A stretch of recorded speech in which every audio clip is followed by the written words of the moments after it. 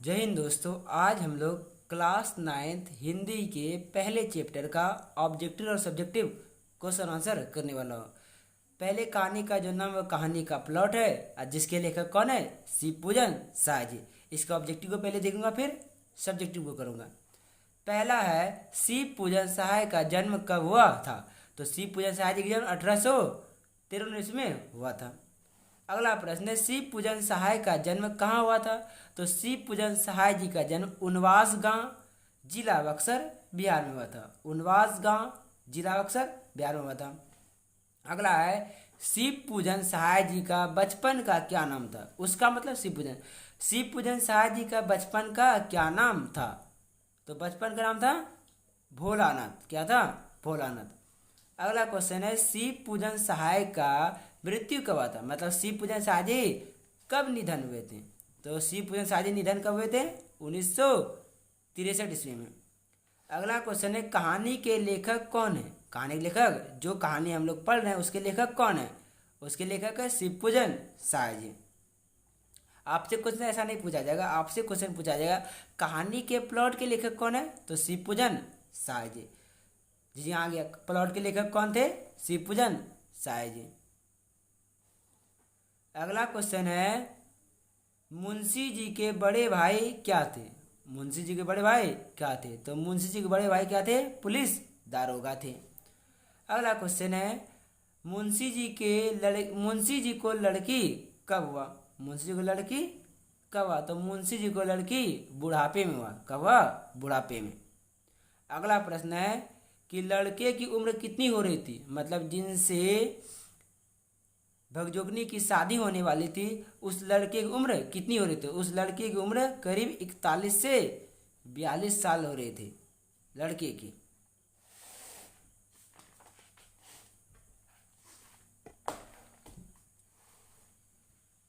अगला प्रश्न है भगजोगनी किस हालात में पैदा हुई थी। तो भगजोगनी मुंशी जी के यहाँ गरीबी हालात में पैदा हुई थी। अगला है उन्होंने मतलब शिव पूजन सहाय जी ने अदालत की नौकरी कहाँ की थी। तो बनारस में। शिव पूजन सहाय जी ने अदालत की नौकरी कहाँ की थी? बनारस में, उत्तर प्रदेश। शिव पूजन सहाय ने भगजुगनी को कितने वर्ष में देखे थे। शिव पूजन सहाय जी जब भगजुगनी को देखे थे तो भगजुगनी की उम्र क्या हो रही थी। तो भगजुगनी की उम्र जो हो रही थी 11 से 12 वर्ष हो रही थी। अगला प्रश्न है भगजुगनी अंधेरी घर की क्या थी। तो भगजुगनी अंधेरी घर की क्या थी? दीपक थी, क्योंकि बहुत ही सुंदर थे। तो ये 13 इंपॉर्टेंट क्वेश्चन थे ऑब्जेक्टिव। अब बढ़ते हैं हम पाठ के साथ अभ्यास में। तो पहला क्वेश्चन है लेखक ने ऐसा क्यों कहा है कि कहानी लिखने योग्य प्रतिभा भी मुझ में नहीं है, जबकि यह कहानी श्रेष्ठ कहानियों में से एक है। आइए आंसर देखते हैं इसका। तो लेखक ने ऐसा इसलिए कहा है कि यह उनकी प्रारंभिक रचना थी। अब प्रारंभ में हर लेखक को यह संदेह बना रहता है कि मेरी रचना अच्छी होगी या नहीं होगी। इसीलिए लेखक ने स्वयं को कहा है कि मैं कहानीकार नहीं हूँ। कहानी लिखने योग्य प्रतिभा भी मुझ में नहीं है, जबकि यह कहानी श्रेष्ठ कहानी साबित हुई थी। जबकि यह कहानी श्रेष्ठ कहानियों में से एक साबित हुई थी। ठीक है, अगला प्रश्न देखते हैं। अगला प्रश्न है लेखक ने भगजुगनी नाम ही क्यों रखा। लेखक ने भगजुगनी नाम ही क्यों रखा। मुंशी जी की बेटी का नाम है। लेखक ने लड़की का नाम भगजुगनी इसलिए रखा कि लेखक ने लड़की का नाम भगजुगनी इसलिए रखा कि क्योंकि लड़की एक तो वह प्राकृतिक वातावरण में पलने वाली देहाती लड़की थी। क्योंकि वह क्या थी? क्योंकि लड़की एक तो प्राकृतिक वातावरण में पलने वाली देहाती मतलब गांव की लड़की थी, और दूसरी बात यह है कि वह बहुत सुंदर थी, जो परिवार की भ्रांति जो कि परिवार में जो कि परिवार में जुगनू जुगनू देखे ना आप, जो कि परिवार में जुगनू की भांति टिमटिमा रही थी, इसलिए लेखक ने लड़की का नाम क्या रखा, भगजोगनी रखा। अगला क्वेश्चन देखते हैं, मुंशी जी के बड़े भाई क्या थे। तो अगर आपने बुक को पढ़ा होगा अपने क्लास में तो पढ़ जानते होंगे आगे, मुंशी जी के बड़े भाई क्या थे, पुलिस दारोगा में थे। अगला प्रश्न है, दारोगा की तरक्की रुकने की क्या वजह थी। दारोगा की तरक्की रुकने की क्या वजह थी, तो आंसर देखते हैं। दारोगा जी की तरक्की रुकने की वजह उनकी क्या थी, घोड़ी थी। दारोगा जी की तरक्की रुकने की वजह क्या थी, उनकी घोड़ी थी।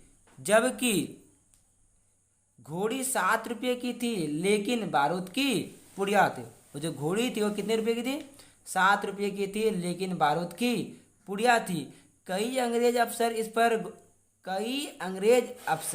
इस घोड़ी पर दांत गड़ाए हुए थे, लेकिन दारोगा जी ने बेचने से इनकार कर दिया। फलतः योग्यता रखने पर भी दारोगा ही वह रह गए। उनके पास कुशल और योग्यता रहते हुए वो दारोगा ही रह गए, क्योंकि उन्होंने अंग्रेजों की सहायता नहीं की। अगर घोड़ी वह बेचते थे दारोगा से ऊपर जा सकते थे।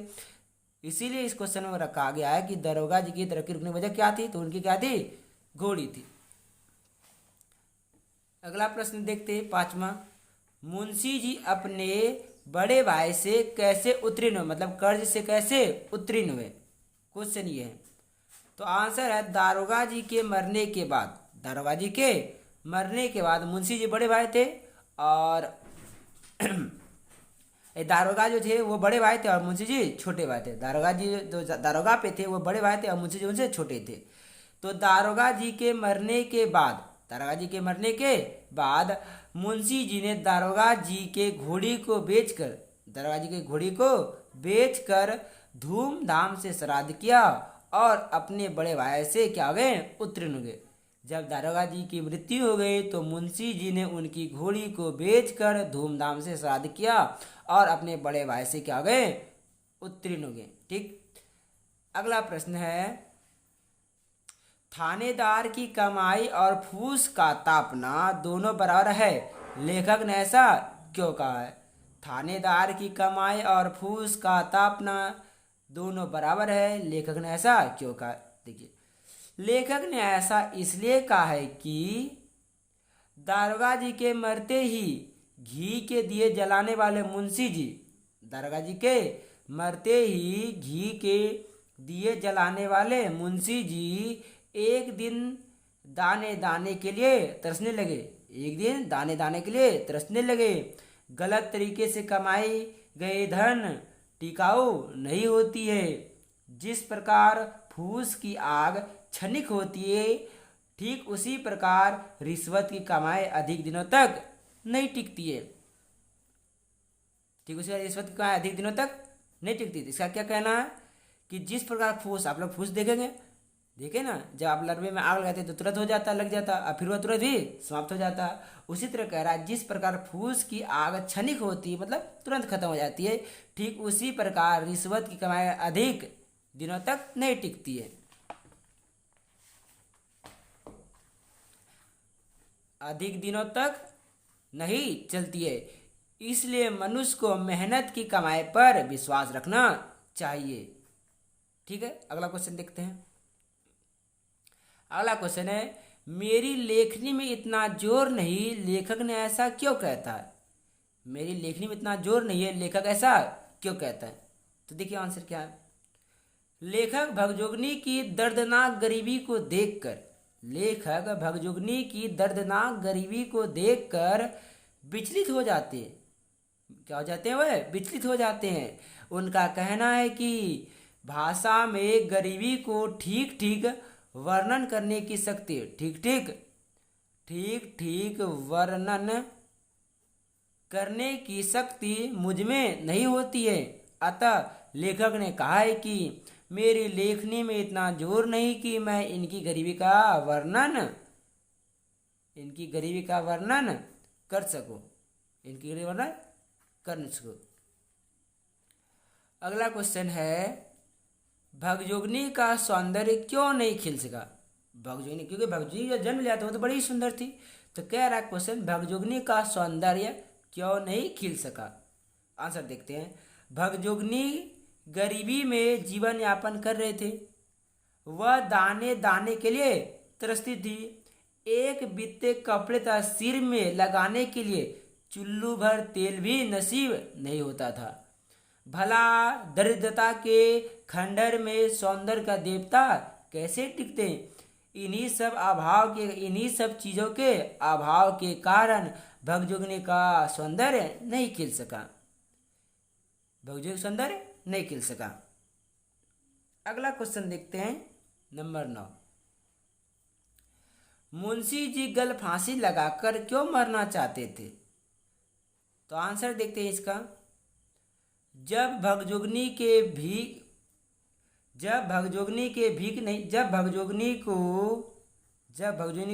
नहीं मिलती थी। भगजोगनी गांव गांव मांगने के लिए जाती थी। तो जब भगजोगनी को भीख नहीं मिलती थी और शाम के वक्त मुंशी जी के पास आकर धीमी आवाज में कहते हैं, बाबूजी भूख लगी है, कुछ खाने को है तो दे देना। तब मुंशी जी कहते हैं, सच कहता हूं कि इस वक्त मन करता है कि गल फांसी लगाकर मर जाऊं। जब, फिर से देख लेते इसको, क्या कहते हैं। जब भगजोगनी गांव गांव घूमती है और उसे कुछ नहीं मिलता है और शाम को जब वह घर आते हैं तो मुंशी जी के पास आकर धीमी आवाज में कहते हैं कि बाबूजी भूख लगी है, कुछ खाने को है तो दो। तब मुंशी जी कहते हैं कि सच कहते हैं कि इस वक्त मन करता है कि गल फांसी लगाकर क्या करो, मर जाओ। अगला क्वेश्चन है, भगजोगनी का दूसरा वर्तमान नवयुवक पति उसका ही सौतेला बेटा है। यह घटना समाज की किस बुराई की ओर संकेत करती है और क्यों करती है। तो आइए इसका क्वेश्चन आंसर देखते हैं हम।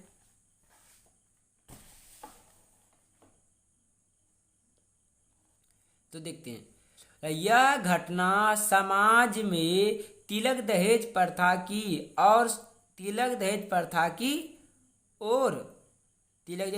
ओर संकेत करती है। तिलक दहेज प्रथा के कारण भगजोगनी जैसी सुंदरी का विवाह 41-42 साल के व्यक्ति से कर दी जाती है जो पहले भी शादी कर चुके थे और उसे एक पुत्र भी था। कुछ दिनों के बाद भगजोगनी का पति मर जाते हैं तो भगजोगनी को उसके वो जो व्यक्ति जिससे शादी हुआ था उस सौतेले बेटे के साथ विवाह करने के लिए मजबूर होना पड़ता है। अतः ऐसी क्रूर प्रथा का अंत होना चाहिए। ऐसी क्रूर प्रथा का अंत होना चाहिए ताकि भविष्य में दूसरी स्त्री को भगजोगनी बनने पर विवश होना ना पड़े। तो ये क्वेश्चन याद हो जाता है। अगला क्वेश्चन देखें, कहानी का सारांश बताना है। बोला इस कहानी का सारांश अपने शब्दों में लिखे। ठीक है, देखते हैं इसको। प्रस्तुत कहानी लेखक सी पूजन सहाय द्वारा लिखित कहानी का प्लॉट एक प्रसिद्ध कहानी है। कहानी में तिलक दहेज एवं वृद्ध विवाह का वर्णन किया गया है। किसी गांव में एक मुंशी जी रहते थे। उसके बड़े भाई पुलिस दारोगा थे। जिस समय उसके बड़े भाई पुलिस दारोगा में थे उस समय मुंशी जी के दिए जलाते थे। मतलब कि जिस समय उसके बड़े भाई पुलिस दारोगा में थे तो मुंशी जी घी के दिए जलाते थे। मुंशी किसके दिए जलाते थे? घी के दिए, मतलब बहुत पैसा खर्च करते थे। ये मुहावरा है, मतलब वो बहुत पैसा, जिसमें उसके बड़े भाई पुलिस दारोगा में थे तो मुंशी जी बहुत पैसा खर्च करते थे, घी के दिए जलाते थे एवं खुशी पूर्वक जीवन जी रहे थे। लेकिन दारोगा जी के मरते ही सारी अमीरी खत्म हो गई। लेकिन जब मुंशी जी के बड़े भाई दारोगा जी की मृत्यु हो गई तो सारी अमीरी खत्म हो गई। सहयोग सहयोग हुआ कि जब मुंशी जी आराम से जीवन यापन कर रहे थे, सहयोग यह हुआ कि जब मुंशी जी आराम से जीवन यापन कर रहे थे तो उस समय 4-5 लड़के हुए थे जो सब के सब सुबह के चिराग हो गए थे। मतलब कि जब मुंशी जी आराम पूर्वक जिंदगी जी रहे थे तो उन्हें 4-5 लड़के हुए थे, लेकिन सभी के सभी क्या गए थे, मर गए थे। सभी के सभी क्या गए थे, मर गए थे। बोला कि सुबह के क्या गए थे, चिराग हो गए। जब मुंशी जी दाने दाने के लिए तरसने लगे जब मुंशी जी दाने दाने के लिए तरसने लगे तो उस समय भगजोगनी नामक एक पुत्री जन्म हुई जो देखने में बहुत सुंदर थी, लेकिन गरीबी तथा सेवा के अभाव के कारण लेकिन गरीबी तथा सेवा के अभाव, क्योंकि इसको सेवा, एक तो गरीबी थी, ऊपर से इसको सेवा करने वाला इसकी माँ भी नहीं थी। बोला लेकिन गरीबी तथा सेवा के अभाव के कारण भगजोगनी का सौंदर्य नहीं खिल सका। भगजोगनी का सौंदर्य नहीं खिल सका और देखते ही देखते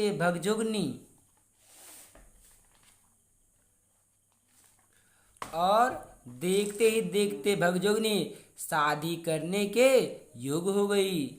मुंशी जी अनेक लोगों के दरवाजे पर गए, हाथ जोड़े, पांव पकड़े, लेकिन तिलक दहेज के बिना कोई भी व्यक्ति शादी करने के लिए तैयार नहीं हुए। अंत में 41-42 वर्ष के एक वृद्ध व्यक्ति शादी करने के लिए क्या गए हुए, तैयार हुए, जो पहले भी शादी कर चुके थे। उसे एक पुत्र भी था। मुंशी जी भगजोगनी का विवाह उस वृद्ध व्यक्ति के साथ कर दिया। कुछ दिनों में दुर्भाग्यवश ऐसा हुआ कि उनके वृद्ध पति मर गए और भगजोगनी को सौतेले बेटे के साथ विवाह करने के लिए विवश होना पड़ा। इस तरह से इस कहानी का अंत हो जाता। ये था हमारे कहानी का सारांश। तो आज हमने पहला चैप्टर कंप्लीट कर लिया। अगले वीडियो में हम लोग दूसरे चैप्टर को देखेंगे। ठीक है जी, धन्यवाद।